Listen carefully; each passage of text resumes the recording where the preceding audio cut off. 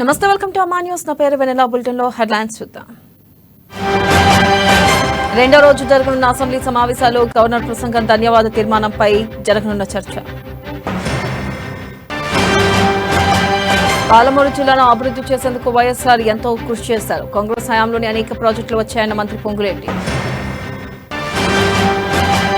వనపర్తి జిల్లాలో అక్రమ ఇసుక రవాణాపై కలెక్టర్ తేజస్ సీరియస్. రాంపూర్లో 3200 ట్రాక్టర్ల అక్రమ ఇసుక డంప్ సీజ్. కామారెడ్డి జిల్లా అక్కాపూర్ గ్రామంలో దారుణం. భార్యాభర్తలను వివస్త్ర చేసి గాంధీ విగ్రహాన్ని కట్టేసి కొట్టిన పలువురు.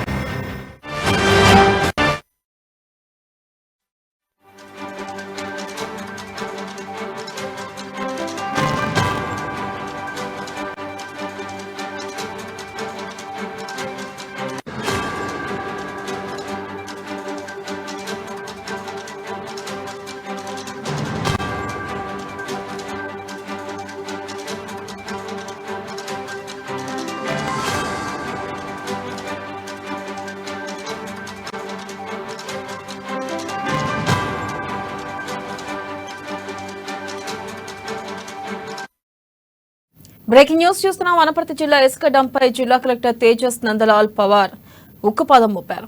ఇక పెబ్బేరు మండలం రాంపూర్ గ్రామంలో దాదాపు 302 ట్రాక్టర్ల అక్రమ ఇసుక డంపింగ్ ను అధికారులు సీజ్ చేశారు. రాంపూర్ గ్రామ పరిధిలో నిబంధనలకు విరుద్ధంగా అక్రమ ఇసుక డంపింగ్ పై కలెక్టరేట్ కు స్థానికులు సమాచారం ఇవ్వడంతో జిల్లా కలెక్టర్ ఆదేశాలతో ఆర్టీఓ ఆధ్వర్యంలో టాస్క్ ఫోర్స్ దాడులు నిర్వహించారు. దాదాపు 3200 ట్రాక్టర్ల ఇసుక డంపింగ్ ను గుర్తించి ఇసుక మొత్తాన్ని సీజ్ చేశారు.